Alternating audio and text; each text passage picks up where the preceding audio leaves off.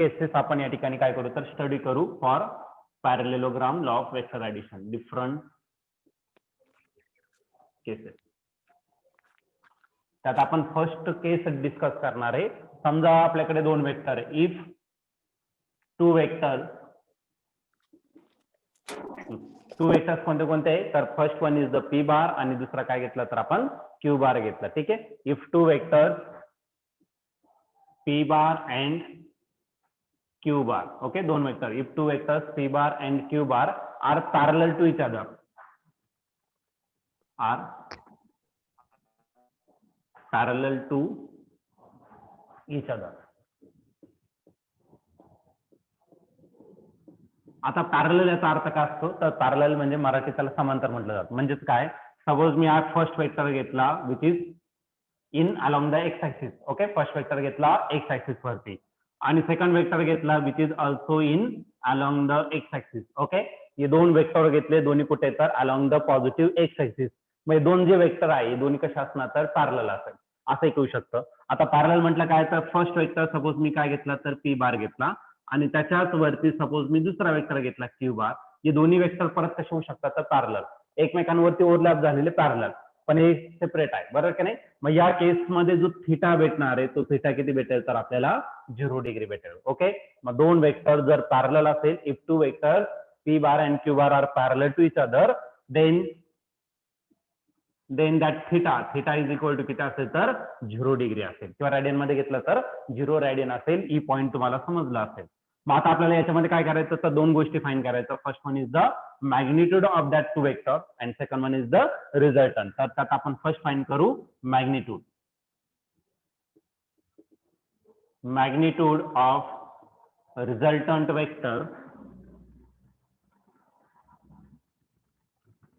Vector R bar. R बारचं काय करायचं आपल्याला मॅग्निट्यूड या ठिकाणी फाइंड करायचं. आता मॅग्निट्यूड जर घेतला तर याचा फॉर्म्युला आपण काल डिराईव्ह केलेला आहे. R is equal to in square root of P square plus 2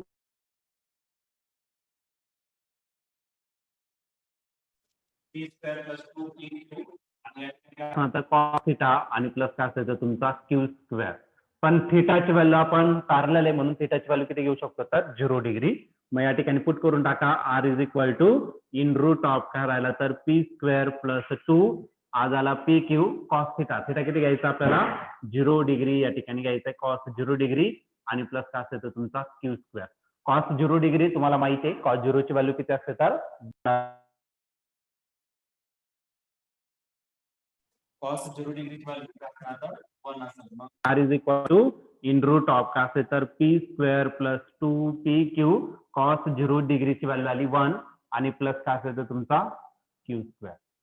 आता 1 ने जर मल्टिप्लाय केलं तर काही फरक पडणार नाही, मग आन्सर ऍज इट इज राहणार. पुढे तुम्ही रिझन देऊ शकता cos 0 degree is equal to 1 असेल. ठीक आहे. मग आर जर घेतला तर आर भेटेल काय तर पी स्क्वेअर प्लस, आता इथं 1 नाही लिहिला तरी चालेल. आता हा जर फॉर्म्युला बघितला ना तुम्ही डायरेक्ट मी पुढची स्टेप लिहितो म्हणजे एक स्टेप आपली कमी होऊन जाईल आणि ते एकदम सिंपल आहे, ते काय समजून जातं. आता हे जर घेतलं ना तर हा P square plus 2 P Q plus Q square म्हणजे हा कोणाचा फॉर्म्युला आहे तर ए प्लस बी ब्रॅकेट स्क्वेअरचा फॉर्म्युला घ्यायचा आपण.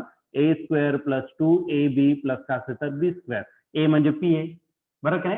म्हणजे हा जो पूर्ण ही जी टर्म आहे ती काय रिप्रेझेंट करते तर पी प्लस क्यू त्याचा काय तर ब्रॅकेटचा स्क्वेअर रिप्रेझेंट करते, राईट. हा फॉर्म्युला आपण त्या ठिकाणी यूज केला आणि तो रिप्रेझेंट करतो पी प्लस क्यू ब्रॅकेट स्क्वेअरचा. हा स्क्वेअर आणि प्लस स्क्वेअर रूट का ना तर कॅन्सल होणार म्हणून बघा हा जो रिझल्टंट भेटणार आहे तो काय भेटेल तर या दोघांची ऍडिशन. बघा मी तुम्हाला सुरुवातीला ऍडिशन आणि सबट्रॅक्शन सांगितली होती, बरोबर की नाही. आता ऍडिशन जर करायचं असं समजा मी पहिला वेक्टर घेतला ए बार त्याचं काहीतरी युनिट घेतलं, दुसरा वेक्टर इकडे घेतला, दोन्ही एकाच डायरेक्शन मध्ये, दोन्ही एका डायरेक्शन म्हणजे या दोघांची मी ऍडिशन केली होती. हा ए बार असेल आणि करता बी बार घेतला, याचं सपोज मी काय घेतलं 3 युनिट घेतलं आणि हा 1.5 युनिट घेतला. मग जो आर बार असेल, आर बार काय असेल तर ए बार प्लस बी बार म्हणजे आता मॅग्निट्यूड घेतलं तर बारची व्हॅल्यू कॅन्सल करून टाकू शकता तुम्ही. आर इज इक्वल टू काय असेल तर ए प्लस बी म्हणजे किती येणार 3 प्लस आ बेटर 4.5 युनिट, राईट ना. तर दोन्ही पॅरलल असेल. माईक बंद करा रे. दोन्ही वेक्टर जर पॅरलल असेल तर दोघांची काय केली जाते तर डायरेक्टली ऍडिशन केली जाते. या आपण सुरुवातीला पण बघितलं आणि आता ते मॅथमॅटिकली पण आपण या ठिकाणी प्रूव्ह केलेलं आहे. आज आला पहिला पार्ट कोणाचा तर मॅग्निट्यूडचा. आता सेकंड जो पार्ट आहे तो काय करू आपण याचं डायरेक्शन फाइंड करू. ठीक आहे, direction of resultant vector R bar. Direction of resultant vector R bar. R बारचं काय करायचं आपल्याला डायरेक्शन फाइंड करायचं. सपोज तुम्हाला डायरेक्शन जर फाइंड करायचं असेल तर तो अल्फा घेणार आहे. And what is alpha? Alpha is equal to tan inverse in bracket tan inverse असणार आहे तुमचं क्यू साइन थिटा. आता थिटा किती आहे 0 degree divided by P plus Q cos theta. Theta किती आहे तर 0 डिग्री. आता तुम्हाला माहिती आहे साइन 0 डिग्री किती असतो 0च असतो. ठीक आहे, तर ही जी स्टेप आहे मी या साईडला लिहितो म्हणजे तुम्हाला सर्व गोष्टी बोर्डवरती दिसून जातात. ठीक आहे, लास्टची स्टेप आपण त्या ठिकाणी लिहून टाकू. मग alpha, alpha is equal to काय असेल तर टॅन इनवर्स साइन 0 डिग्री माहिती आहे तुम्हाला किती असतो 0 म्हणजे क्यू इंटू तो काय झाला तर 0 divided by P plus Q cos 0 degree किती असतो तर 1. 1 लिहिण्याची काही गरज नाही, क्यू इंटू 1 1च होणार आहे. क्यू इंटू 0 किती होणार तर 0 म्हणजे राहिला टॅन इनवर्स किती राहिला तर 0 divided by P plus Q. 0 divided bye काही केलं तर आन्सर काय तर 0 म्हणजे अल्फा इज इक्वल टू काय भेटला तर टॅन इनवर्स आणि काय भेटला तर 0 म्हणजे अल्फाची व्हॅल्यू टॅन इनवर्स 0 कधी असतो टॅनची व्हॅल्यू 0 कधी असते जेव्हा 0 डिग्री असेल. बरोबर की नाही? म्हणजे याचा अर्थ काय 0 डिग्री याचा अर्थ काय तर कुठे चाललाय ही कोऑर्डिनेट सिस्टीम आहे आपली. बरोबर की नाही? 0 डिग्री याचा अर्थ काय जो रिझल्टंट आहे तो एक्स ऍक्सिस वरतीच आहे. कळलं की नाही? म्हणून अँगल किती आला तर तुमचा 0 डिग्री. हे दोन्ही वेक्टर इथंच असेल तर 0 डिग्री म्हणजे दोन्ही पॅरलल आहे आणि त्याच्याशी मोठा असेल तो फर्स्ट क्वाड्रंट मध्ये. मग डायरेक्शन कुठे भेटते तर आपल्याला पॉझिटिव्ह एक्स ऍक्सिस कडे आपल्याला काय भेटते तर याच्यावरून डायरेक्शन भेटतं.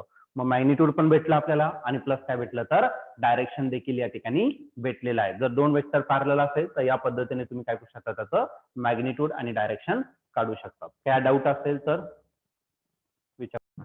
आता सेकंड नंबरची केस घ्यायची आपल्याला. If two vectors P bar and Q bar पॅरललच्या जागी मी काय करतो तर परपेंडिक्युलर टू इच अदर.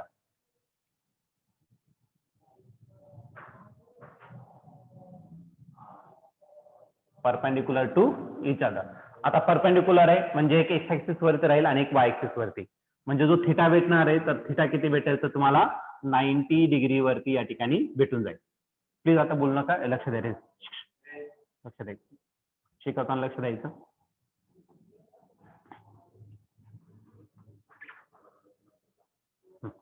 आता परपेंडिक्युलरचा अर्थ काय ते समजून घ्या. समजा एक वेक्टर इथं घेतला आणि दुसरा वेक्टर इथं घेतला. समजा हा वेक्टर आहे पी बार आणि इथला वेक्टर काय तर क्यू बार. ओके, आणि याच्यामध्ये जो अँगल भेटणार तो किती भेटेल तर 90 डिग्री भेटेल. कळलं का नाही? असे वेक्टर आहे परपेंडिक्युलर असेल तर काय इक्वेशन असतं मॅग्निट्यूड किती असेल आणि डायरेक्शन किती असेल. मग त्यात आपण पहिला पार्ट घेऊ magnitude of resultant vector R bar. Okay, R बारचं काय करायचं आपल्याला मॅग्निट्यूड किती आहे तर या केसमध्ये आपल्याला ते डिस्कस करायचं. आता मॅग्निट्यूडचा फॉर्म्युला आपण ऑलरेडी फाइंड केलेला आहे. तर त्यात काय R is equal to in square root of तर फर्स्ट घ्यायचं आपल्याला P square plus 2 Q cos theta आणि प्लस काय असेल तर तुमचं क्यू स्क्वेअर. पण थिटाची व्हॅल्यू किती येतात 90 डिग्री. आता पुट करून टाका इथं 90 डिग्री. मग R is equal to in square root of काय भेटेल तर पी स्क्वेअर प्लस 2 क्यू आज आला तुमचा cos theta. Theta is replace by 90 degree आणि प्लस काय असेल तर तुमचा क्यू स्क्वेअर. ओके, आता तुम्हाला माहिती आहे कॉस 90 डिग्री किती असणार आहे तर कॉस 90 असतो 0. मग आला P square plus 2 Q cos 90 degree झाला 0 आणि प्लस काय असेल तर तुमचा क्यू स्क्वेअर. ओके, इथं रिझन देऊन टाका वाटलं sir cos 90 degree is equal to 0. आता 0 ने कोणत्याही टर्मला मल्टिप्लाय केलं तर आन्सर 0च येणार आहे. मग काय भेटेल तर R is equal to in square root of आज आला पी स्क्वेअर सेकंड टर्म 0 आणि प्लस काय असेल तर तुमचा क्यू स्क्वेअर. 0 लिहिण्याची काही गरज नाहीये. मग जो रिझल्टंट भेटेल रिझल्टंट काय भेटेल तर in square root of P square plus Q square. आता याला सॉल्व्ह करता येणार नाही कारण पी चा स्क्वेअर पहिले काढावं लागेल नंतर क्यूचा स्क्वेअर नंतर त्याचं स्क्वेअर रूट ऍडिशन करून त्याचा स्क्वेअर रूट.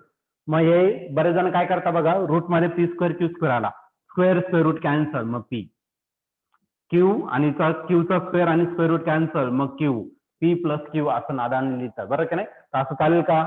नाही चालणार, कारण की हा फॉर्म्युला कधी आपण असं लिहू शकतो ज्यावेळेस तो पी प्लस क्यू ब्रॅकेटचा स्क्वेअर आहे आणि स्क्वेअर रूट आहे असं असेल तर हा फॉर्म्युला लिहू शकतो. पण इथं सेपरेट पीचा स्क्वेअर आहे आणि सेपरेट क्यूचा आहे, हे आपल्याला सॉल्व्ह करता येणार नाही. ज्यावेळेस व्हॅल्यू असेल तर प्रत्येकाचा स्क्वेअर करा, ऍडिशन करा आणि नंतर स्क्वेअर रूट काढा, कळलं का नाही? मग या पद्धतीने तुम्ही त्याचं डायरेक्शन मॅग्निट्यूड काढू शकता. हिलाचा आन्सर ओके इथपर्यंत. याला सिम्प्लिफाईड करतात नाही जोपर्यंत तुमच्याकडे व्हॅल्यू भेटणार नाही तोपर्यंत, ठीक आहे? तर हे झालं मॅग्निट्यूड. आता सेकंड पार्ट घ्यायचा आहे, दॅट इज डायरेक्शन. बी घेऊ आपण. Direction of resultant vector, direction of resultant vector लिख देना, रिझल्टंट वेक्टर आर बार. आता डायरेक्शन जर घ्यायचं असेल तर सर्वात पहिले आपण फॉर्म्युला लिहू. डायरेक्शन आपण अल्फाने रिप्रेझेंट करतो आणि तो आहे टॅन इनवर्स, या ठिकाणी असेल Q sine theta total divided by P plus Q cos theta. आता मी सर्व पुट करून देतो, तुम्हाला अडचण येणार. आता थिटा किती आहे तर थिटा आहे 90 डिग्री, पुट करायचं. मग तो झाला टॅन इनवर्स, हा झाला क्यू आणि हा साइन किती झाला तर 90 degree total divided by P plus Q आणि कॉस थिटा, थिटा पण किती आहे तर 90 डिग्री. साइन 90 डिग्री असतो 1 आणि कॉस 90 डिग्री असतो 0. मग बघा अल्फा इज इक्वल टू काय भेटत तर tan inverse Q sign 90 डिग्रीची value 1 झाली divided by P plus Q cos 90 डिग्रीची value किती झाली तर 0 आणि 0 ने कोणत्याही टर्मला मल्टिप्लाय केलं तर आन्सर 0. मग अल्फा इज इक्वल टू काय भेटत तर आपल्याला tan inverse Q into 1 is Q, हा झाला पी आणि क्यू इंटू 0 किती झाला तर 0, पी प्लस 0 0च असेल. मग अल्फा इज इक्वल टू काय भेटत तर tan inverse Q divided by P. आता लक्ष द्या इकडे, डायरेक्शन जर परपेंडिक्युलर असेल ना तर बघा हा पहिला वेक्टर आहे पी बार आणि हा काय घेतला तर क्यू बार आणि याचं डायरेक्शन जर फाइंड करायचं असेल तर पहिले वाय ऍक्सिस वरचा घ्यायचा म्हणजे क्यू घ्यायचा, नंतर एक्स ऍक्सिस वरचा म्हणजे ही अपोजिट साइड असणार. जर थिटा इथं घेतला, इथं जर थिटा घेतला ही अपोजिट साइड झाली म्हणजे हा क्यू रिप्रेझेंट करतो आणि हा पी रिप्रेझेंट करतोय. म्हणून टॅन अल्फा घेताना नेहमी अपोजिट आपण ऍडजस्टंट क्यू पहिले असणार आहे, जो वाय ऍक्सिस वरती तो पहिले घ्यायचा नंतर एक्स ऍक्सिस वरचा घ्यायचा, तेवढं लक्षात ठेवा. ओके, हे परत आपल्याला पुढे येणारच आहे, इथं वाय येणार आहे आणि इथं एक्स येणार आहे, ते पुढच्या याच्यात समजेल आपल्याला. क्लिअर आहे? नेहमी एक्स ऍक्सिस वर वाय ऍक्सिस वरचा पहिला डायरेक्शन काढताना त्याला डिवायडेड एक्स ऍक्सिस वरती जे पण त्याचे कोऑर्डिनेट किंवा एक्स ऍक्सिस सोबत जे कोइफिशियंट आहे ते तुम्ही त्या ठिकाणी घेऊ शकता. तर या पद्धतीने तुम्ही डायरेक्शन आणि मॅग्निट्यूड घेऊ शकता जर परपेंडिक्युलर असेल तर. पहिलं पॅरलल होतं, आता परपेंडिक्युलर, ठीक आहे? तर प्रत्येक केसमध्ये तुमचं मॅग्निट्यूड बदलणार आहे, डायरेक्शन देखील त्याचं बदलणार आहे. मग काय, if two vectors P bar and Q bar are anti parallel,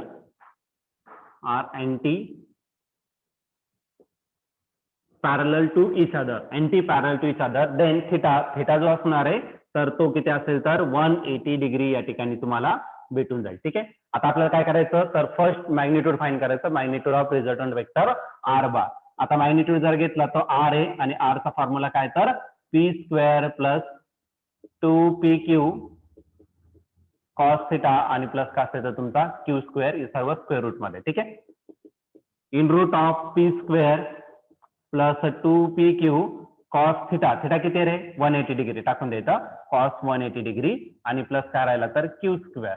cos 180 degree किती आहे तर -1 आहे, मग या ठिकाणी पुट करायला अडचण नाही. आता पी स्क्वेअर प्लस 2pq आणि कॉस 180 आला तुमचा -1, पुढे रिझन द्यायचं तर डॉट डॉट देऊन कॉस 180 इज इक्वल टू -1 करा आणि प्लस काय राहिला तर तुमचा क्यू स्क्वेअर झाला. ठीक आहे, हा मायनस आणि हा प्लस काय होणार आहे मायनस, मग रूट मध्ये काय असेल तर पी स्क्वेअर प्लस मायनस काय होणार आहे मायनस आणि हा राहिला काय तर तुमचा 2pq, हा मायनस आणि इथं गेलाय. ओके, मग प्लस मायनस झालाय, 1 लिहिण्याची काही गरज नाहीये आणि हा राहिला क्यू स्क्वेअर.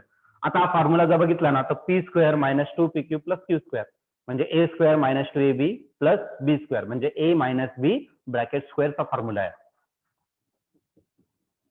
इथं पी आहे तर हा पी मायनस क्यू त्याचा काय तर ब्रॅकेटचा स्क्वेअर आहे. ओके, आता अँटी पॅरलल म्हणजे एक वेक्टर इकडे चाललेला आहे आणि एक वेक्टर त्याच्या विरुद्ध साईडला चाललाय आणि जेव्हा दोन्ही वेक्टरची डायरेक्शन अपोजिट असते तर त्या दोन्ही वेक्टरची काय होते तर सबट्रॅक्शन. मग हा स्क्वेअर आणि स्क्वेअर रूट कॅन्सल होणार आहे, मग पी मधून काय करावं लागेल तर तुम्हाला क्यू मायनस करावं लागेल. अँटी पॅरलल म्हणजे दोन्ही एकमेकांच्या विरुद्ध दिशेला चाललेले, कळलं का नाही? मग त्या केसमध्ये दोन्ही वेक्टरची सबट्रॅक्शन या आपण ऍडिशन आणि सबट्रॅक्शन मध्येच बघितलेलं होतं. आता आपण ते प्रूव्ह पण केलं मॅथमॅटिकली, ठीक आहे? तर या पद्धतीने दोन्ही वेक्टरची काय झाली तर सबट्रॅक्शन. आता नेक्स्ट जो पार्ट आहे second part, that is direction of resultant vector. आधी फॉर्म्युला लिहून टाकला, alpha is equal to tan inverse Q sine theta divided by P plus Q cos theta. थिटाच्या जागी आपण काय टाकणार तर 180 डिग्री या ठिकाणी आपण पुट करून देऊ आणि पुढे काय आन्सर येईल ते चेक करू. तर थिटाच्या जागी मी टाकलं 180 डिग्री, या ठिकाणी पण टाकलं काय तर 180 डिग्री. मग alpha is equal to tan inverse, या ठिकाणी भेटेल क्यू साइन 180 डिग्री असतं 0, sine 180 degree 0 divided by P plus Q cos 180 degree असतो -1, तो या ठिकाणी आपण टाकून दिला. हा मायनस प्लस का ना तर मायनस. मग alpha is equal to tan inverse Q into 0, 0 ने कोणत्याही टर्मला जगातला कोणताही नंबर घ्या त्याला जर 0 ने मल्टिप्लाय केला आन्सर 0. पी प्लस मायनस काय होणार आहे मायनस, आणि करायला तर Q 0 divided by P minus Q. 0 ला कोणत्याही नंबरने जगातला कोणत्याही नंबरने 0 ला डिवाइड केलं तर आन्सर 0च येतं. ओके, मग alpha is equal to tan inverse आणि काय भेटला तर 0.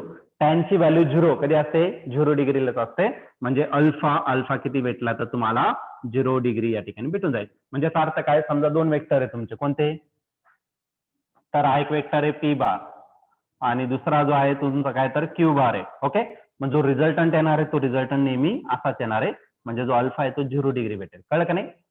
थिटा 180 आहे, थिटा 180 डिग्री आहे, पण जो रिझल्टंटचा वेक्टर आहे रिझल्टंट आर बार त्याचा किती येतं पहिल्या वेक्टर सोबत किती येतं फक्त 0 डिग्री. पहिल्या वेक्टर सोबत घ्यायचं म्हणजे सेम डायरेक्शन मध्येच असेल. ओके, आता मला काय करायचं रे, एक वेक्टर घेतला मी, रिझॉल्युशन घ्यायचं आपल्याला. ठीक आहे, या ठिकाणी एक वेक्टर घेतला आणि तो वेक्टर कसा आहे तर इन्क्लाइंड आहे. ठीक आहे, असा इन्क्लाइंड वेक्टर मी या ठिकाणी काय केला तर कन्सिडर केला, आणि हा जो वेक्टर आहे त्याला आपण काय घेतलं तर आर बार.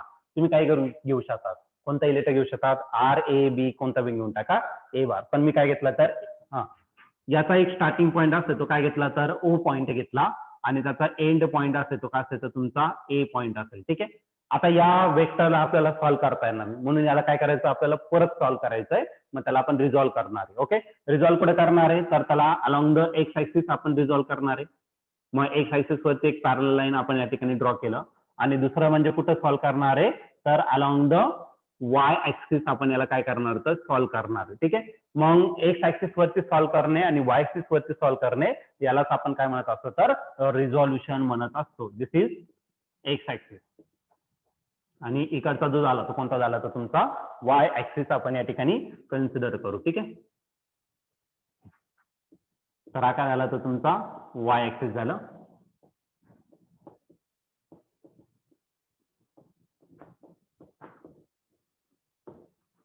एक्स ऍक्सिस आणि वाय ऍक्सिस वरती आपण काय घेतलं तर या ठिकाणी कॉम्पोनंट घेतलेले आहे, आणि त्याला आपल्याला काय करायचं या ठिकाणी सॉल्व्ह करायचं. आता बघा पुढे काय करायचं, याच्यामध्ये थोडंसं कन्स्ट्रक्शन करायचंय. कन्स्ट्रक्शन करताना काय करणार तर मी हा जो ए पॉइंट आहे त्या ए पॉइंट पासून मी एक्स ऍक्सिस वरती काय करणार तर एक परपेंडिक्युलर या ठिकाणी ड्रॉ करणार आहे. सिमिलरली ए पॉइंट पासून मी या वाय ऍक्सिस वरती काय करणार तर एक परपेंडिक्युलर या ठिकाणी ड्रॉ करेल. ओके, आता हे कन्स्ट्रक्शन आहे, तर हे कन्स्ट्रक्शन मी कशाने पेन केलं तर डॉटेड लाईनने रिप्रेझेंट केलं. आता हा जो वेक्टर आहे दिलेला वेक्टर एक्स ऍक्सिस सोबत त्याचा अँगल किती घेतला तर थिटा घेतला. Okay, theta is the angle between given vector along and x axis. याच्यासोबत मी काय घेतला, नेहमी एक्स ऍक्सिस सोबत घ्यायचा तो स्टँडर्ड असतो, वाय ऍक्सिस सोबत घेण्याची काय गरज नाहीये. सपोज हा पॉईंट काय घेतला तर मी इथला एम पॉईंट घेतला, आणि इथला पॉईंट काय घेतला तर एन पॉईंट घेतला. ओके, ओएम कोणत्या ऍक्सिस वरती एक्स ऍक्सिस वरती, मग याची जी व्हॅल्यू आहे ती काय कन्सिडर करू तर आपण आर एक्स कन्सिडर करू. ओके, आर एक्स म्हणजे काय तर आरचा पार्ट कुठे तर along the X axis. O N कोणत्या ऍक्सिस वरती वाय, मग याला आपण काय कन्सिडर करू शकतो ऍज अ आर वाय, म्हणजे आरचा काही पार्ट कुठे तर अलॉंग द वाय ऍक्सिस आपण या ठिकाणी घेणार. आज जर आर वाय असेल तर इकडचा पार्ट पण काय असेल तर आर वाय असेल. आज जर आर एक्स असेल तर आपण काय असेल तर तुमचा आर एक्स असेल. आता बघा जर हा वेक्टर जर घेतला कुठे चालला तर अलॉंग द एक्स ऍक्सिस म्हणजे याची डायरेक्शन इकडे असेल. हा जर वेक्टर घेतला तर अलॉंग द वाय ऍक्सिस म्हणजे याची डायरेक्शन इकडे असेल. मग याची डायरेक्शन इकडे तर याची पण डायरेक्शन इकडे, याची डायरेक्शन इकडे आहे तर याची पण डायरेक्शन काय असेल तर इकडे असेल. मग या ठिकाणी ट्रायंगल तयार झालेलं बघा, OMA हा एक ट्रायंगल तयार झाला, दुसरा ONA हा एक ट्रायंगल तयार झाला. म्हणजे या ठिकाणी ट्रायंगल तयार झाला म्हणजे आपण ट्रायंगल ऑफ वेक्टर ऍडिशन त्या ठिकाणी अप्लाय करू शकतो, बरोबर की नाही. मग तो ट्रायंगल घेऊ आपण. इन ट्रायंगल खालचा ट्रायंगल घेऊन टाकू, कोणता, OMA.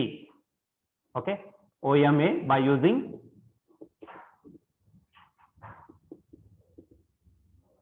triangle law of vector addition. Triangle of vector addition जो आपण एकदम बेसिक बघितलेला आहे आणि खूप इम्पॉर्टंट आहे, तो प्रत्येक याच्यात तुम्हाला अप्लाय करायचा आहे. आता बघा, पहिला जो स्टार्टिंग पॉईंट आहे O पासून M कडे जाणार आणि सेम डायरेक्शन आहे, म्हणजे तो काय झाला तर OM बार झाला. पुढे M पासून A कडे जाणार म्हणजे तो काय झाला तर सेम डायरेक्शन आहे, मग तो झाला MA बार. आणि A पासून आपण इकडे जाणार पण याची डायरेक्शन इकडे आहे म्हणजे उलटी आहे, म्हणजे तो इक्वल टू घेणार आणि starting point O to A म्हणजे हा काय झाला तर OA बार झाला. Is that clear. OM काय, OM आपण रिप्रेझेंट केला RX, पण तो वेक्टर मध्ये घेतला तर हा RX बार होणार. MA कुठे तर तो रिप्रेझेंट केला RY, त्याचं मॅग्निट्यूड RY, त्याची डायरेक्शन मग तो RY बार झाला. आणि OA जर घेतला तर OA काय रिप्रेझेंट करतोय, OA रिप्रेझेंट R बार. ओके, R बार झाला. तर आता याला काय करू तर आपण आणखीन वेगळ्या पद्धतीने याला रिप्रेझेंट करू. मग R बार जर घेतला, सपोज याचं मॅग्निट्यूड किती आहे तर RX आहे आणि एक्स ऍक्सिस वरती unit vector, what is unit vector, ज्याचे मॅग्निट्यूड 1 असते आणि त्याला पर्टिक्युलर डायरेक्शन असतं, त्याला काय म्हटलं जातं तर युनिट वेक्टर, बरं का नाही. आणि एक्स ऍक्सिस युनिटने आता 1 ने मल्टिप्लाय केलं तर काही फरक पडत नाही. मग ही झाली मॅग्निट्यूड. मग एक्स ऍक्सिस वरती युनिट वेक्टर काय असतं तर आय कॅप असतं, त्याला आय कॅप घेऊन टाका. ओके, मग झाला RX आय कॅप.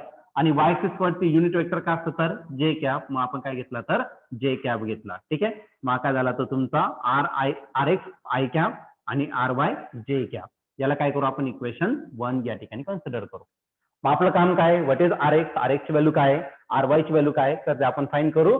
तर या ट्रायंगल वरून आपण फाइंड करू. खालचा ट्रायंगल घेऊन टाकू, तर त्या ट्रायंगल मध्ये आपण फाइंड करू. इन ट्रायंगल कोणता, OMA.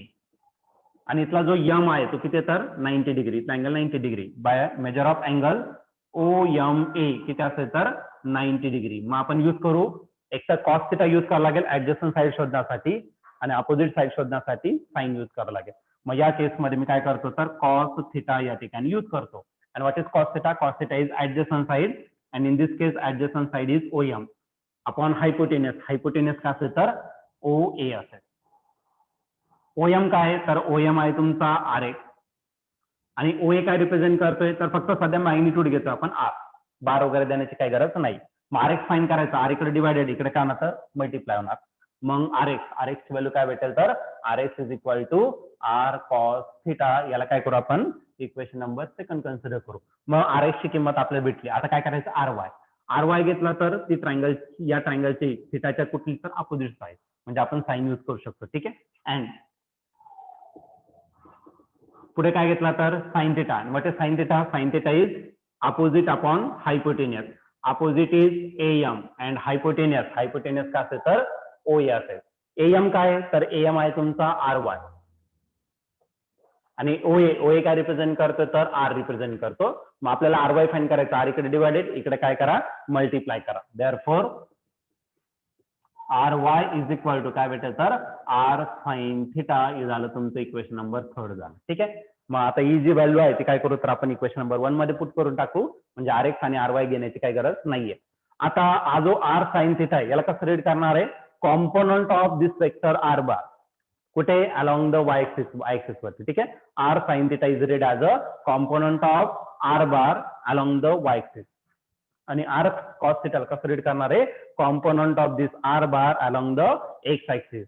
What is resolution, resolution is nothing but the process of finding component of given vector. Okay, जो पण गिवन वेक्टर आहे त्याचे कॉम्पोनंट शोधणे एक्स ऍक्सिस वरती आणि y ऍक्सिस वरती, यालाच रिझोल्यूशन म्हटलं जातं. ठीक आहे, मग आता RY आणि RX ची व्हॅल्यू आपण इक्वेशन नंबर 1 मध्ये पुट करून टाकू. Therefore equation number 1 becomes, okay सांगा इक्वेशन 1 काय आहे तर काय तुमचा R bar is equal to RX. What is RX, RX is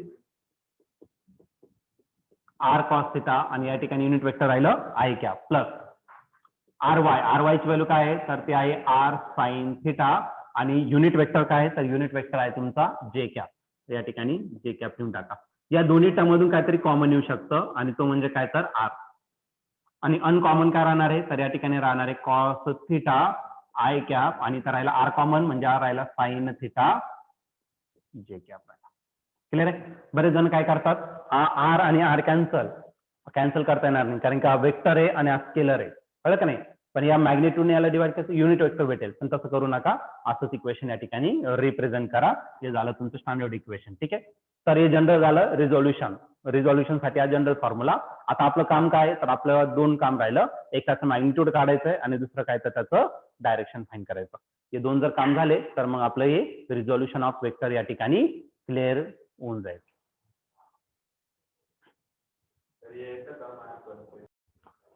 ठीक आहे मॅग्निट्यूड ऑफ रिझल्टंट तर पहिल्यांदा मी काय करतो तर squaring equation number 2 and equation 3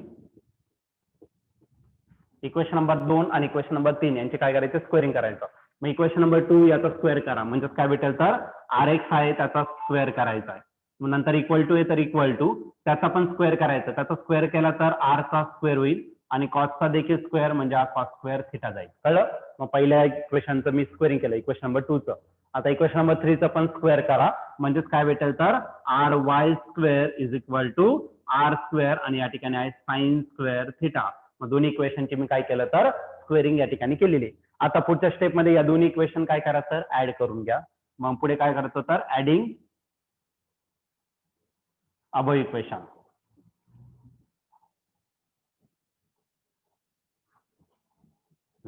वरचे दोन्ही इक्वेशन काय करा तर ऍड करा मग ऍड केलं तर काय भेटेल बघा इथे भेटेल तुमचा आर एक्स स्क्वेअर त्यात ऍड करायचा म्हणजे काय भेटेल तर R Y square R X square ची व्हॅल्यू काय आहे तर तो आहे आर स्क्वेअर आणि याला तुमचा कॉस स्क्वेअर थिटा त्यात ऍड करायचा म्हणजे काय R square sine square theta या दोन्ही टर्म मधून काहीतरी कॉमन येणार आहे आणि तो म्हणजेच काय तर आर स्क्वेअर आणि या ठिकाणी राहिला तुमचा cos square theta plus sine square theta cos square theta plus sine square theta याची व्हॅल्यू असते 1 किंवा or sine square theta plus cos square किंवा cos square theta plus sine square theta काही फरक पडत नाही प्लस मध्ये काही फरक पडत नाही कुठे काही लिहा याची व्हॅल्यू किती येणार तर 1 येणार आहे मग बघा काय भेटेल तर आपल्याला हा भेटला तुमचा आर एक्स स्क्वेअर प्लस काय भेटला तर R Y square is equal to R square आणि याची व्हॅल्यू काय आली तर 1 आणि 1 ने कोणत्याही टर्मला मल्टिप्लाय केलं तर आन्सर चेंज होत नाही मग लिहिताना फक्त ही उजव्या बाजूचं मी डावीकडे लिहिणार डावीकडचं उजव्या बाजूला मग R square into 1 is R square आणि या ठिकाणी काय राहिला तर आर एक्स स्क्वेअर आणि हा प्लस राहिला तुमचा आर वाय स्क्वेअर आता दोघांचा स्क्वेअर आला पण आपल्याला काय करायचं फक्त मॅग्निट्यूड काढायचं मॅग्निट्यूड म्हणजे काय फक्त आर शोधायचं आहे आरचा स्क्वेअर आहे मग पुढच्या स्टेपला काय करायचं याचं स्क्वेअर रूट घेऊन टाका मग नेक्स्ट स्टेप काय असेल तर टेकिंग स्क्वेअर रूट बघा मग आर काय भेटेल तर R is equal to in square root of R X square plus काय भेटला तर आर वाय स्क्वेअर आता जर तुम्ही याच्यात ऑब्झर्व केलं ना तर मी 2 नंबरची केस सांगितली तुम्हाला काल आपण जो पॅरलेलोग्राम घेतला ना सुरुवातीला 2 नंबरची केस घेतली समजा हे दोन्ही वेक्टर परपेंडिक्युलर म्हणजे theta is equal to 90 degree त्या केसमध्ये रिझल्टंट काय आला होता तर रिझल्टंट आला होता in root of P square plus Q square आणि व्हॉट इज पी असे तुमचा एक्स ऍक्सिस वरती आणि क्यू कुठं तर वाय ऍक्सिस वरती आहे का तोच फॉर्म्युला आला रिझल्टंटचा पीच्या जागी फक्त आर एक्स आलेला आहे आणि क्यूच्या जागी आर वाय आलेला आहे कळलं का नाही मग जर परपेंडिक्युलर असेल तर परपेंडिक्युलर मध्ये तुम्ही काय करू शकता तर डायरेक्टली काय करू शकता तर स्क्वेअरिंग करून त्यांची ऍडिशन करू शकतात आता समजा आपण काय केलं रे समजा आपल्याकडे काय आहे तर 3 ऍक्सिस आहे सध्या मी काय घेतलं तर फक्त एक्स ऍक्सिस वरती घेतला वाय ऍक्सिस वरती पण कंडिशन समजून घ्या आता ठीक आहे आणि तिसरं एक ऍक्सिस घेतली ती कोणती घेतली तर अशी झेड ऍक्सिस घेतली बरं की नाही तर आता मी या ठिकाणी तुम्हाला आहे ना 3ही ऍक्सिस या ठिकाणी एक्सप्लेन करून देतो बघा इथं डायग्राम बघा ही काय झाली तर तुमची दिस इज एक्स ऍक्सिस हा झाला एक्स ऍक्सिस ही काय झाली तर तुमची वाय ऍक्सिस झाली मग याच्यासाठी आपण इक्वेशन सॉल्व्ह केलं समजा अजून एक ऍक्सिस आहे ती कोणती असेल तर झेड ऍक्सिस अशी बरं काय परपेंडिक्युलर ही झाली एक्स ऍक्सिस ही झाली वाय ऍक्सिस आणि समोरची कोणती तर झेड ऍक्सिस मग अशा केसमध्ये हे 3 डायमेन्शन आता हे जर घेतलं तर याला म्हटलं जातं 2 डायमेन्शन आणि असं जर घेतलं तरी कोणतं झालं तर 3 डायमेन्शन मग 3 डायमेन्शन मध्ये जर असेल तर आपण जो आर एक्स घेतलेला आहे if R bar is equal to मी काय घेतला तर आर एक्स आय कॅब घेतला आणि दुसरा काय घेतला आर वाय जे कॅब घेतला आणि समजा झेड ऍक्सिस वरती असेल तर तुम्ही तेच कसं लिहिणार तर आर झेड आणि तो काय घेतला तर के कॅब घेतला देन ओके जर तिन्ही ऍक्सिस वरती असेल R X I cap Y axis साठी जे कॅब घेतो आणि झेड ऍक्सिस साठी काय घेतो तर के कॅब घेतो असं जर असेल then resultant magnitude of resultant then magnitude of resultant is तर त्या केसमध्ये जो रिझल्टंट आहे तो कसा भेटणार तर R is equal to in root of पहिले आपण पहिल्याचा स्क्वेअर केला तो तसंच लिहा दुसऱ्याचा स्क्वेअर करून त्यांची ऍडिशन केली आता तिसरा पण आलेला आहे मग प्लस तुम्ही काय करू शकता तर आर झेड स्क्वेअर आता तुम्हाला 3D मध्ये नाही 3 डायमेन्शन मध्ये नाही तुम्हाला 2Dच आहे पण जर तिसरा असेल तर मोस्टली आपल्याला आय जे के 3 याच्यात दिलेलं असतं त्याचा मॅग्निट्यूड तुम्ही स्क्वेअर रूट मध्ये प्रत्येकाचा स्क्वेअर करायचा आय कॅपचा जो कोइफिशियंट आहे त्याचा स्क्वेअर जे कॅपचा जो कोइफिशियंट आहे त्याचा स्क्वेअर आणि जो के कॅपचा कोइफिशियंट आहे त्याचा स्क्वेअर सर्वांचे ऍडिशन आणि स्क्वेअर रूट घ्यायचं कळलं का नाही 2 असेल तर दोघांचं घ्या 3 असेल तर 3 घ्या एक असेल तर काही गरज नाही डायरेक्ट एकाचीच व्हॅल्यू भेटते तीच म्हणजे तुमचं मॅग्निट्यूड होतं कळलं का नाही मग असं 3 डायमेन्शन मध्ये पण तुम्ही त्याला रिप्रेझेंट करू शकता आता मी 3 डायमेन्शनचं तुम्हाला नाहीये मॅथमॅटिकली ते नाहीये पण तुम्ही डायरेक्टली वरच्या इक्वेशन वरून तुम्ही ते इझिली लिहू शकता ओके तर हे झालं तुमचं मॅग्निट्यूड झालं डायरेक्शन म्हणजे काय तर थिटा फाईन करायचा ठीक आहे तर लक्ष द्या तिकडे सेकंड पार्ट फाईन करायचा आपल्याला direction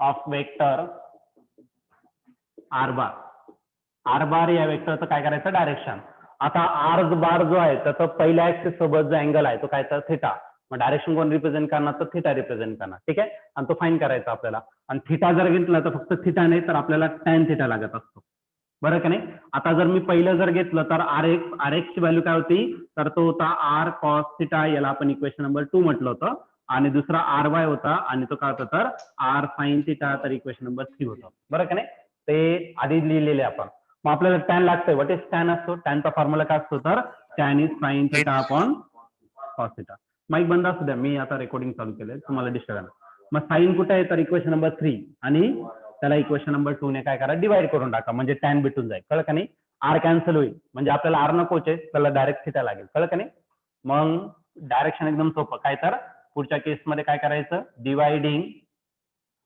equation number 3 by equation number 2 equation 3 ला इक्वेशन 2 ने काय करा तर डिवाइड करून टाका बघा आता मग इक्वेशन 3 काय आहे तर इक्वेशन 3 आहे आर वाय त्याला डिवाइड करायचं इक्वेशन 2 तो काय तर तुमचा आर एक्स आर वाय ची व्हॅल्यू काय आहे आर साइन थिटा टाकायचं आर साइन थिटा आणि आर एक्स ची व्हॅल्यू काय आहे तर तो आहे आर कॉस थिटा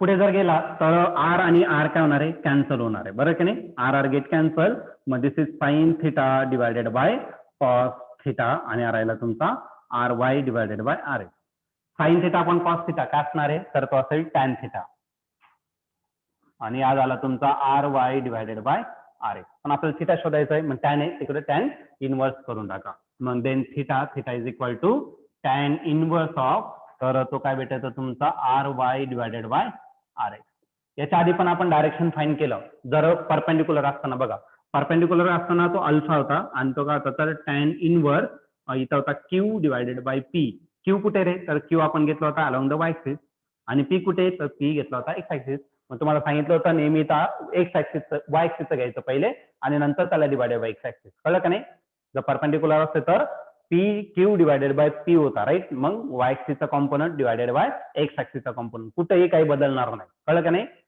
तुम्ही काही पण करा तर कोणत्याही पद्धतीने तुम्ही आन्सर सॉल्व्ह करा तुमचे कॉन्सेप्ट कधीच बदलणार नाही याच्यात वेगळं त्याच्यात वेगळं असं काही होणार नाही कळलं का नाही सगळीकडे तुम्हाला जे काय भेटणार ते सगळं काय भेटेल तर सेमच भेटेल ओके तरी झाली तुमची डायरेक्शन मग रिझॉल्युशन म्हणजे काय तर जो वेक्टर इन्क्लाइंड आहे त्याला एक्स आणि वाय ऍक्सिस वरती सॉल्व्ह करणं त्याचं मॅग्निट्यूड काय त्याचं डायरेक्शन काय आणि जर वेक्टर मध्ये रिप्रेझेंट करायचं ते काय आपण तीनही गोष्टी या ठिकाणी ऑब्झर्व केलेल्या आहे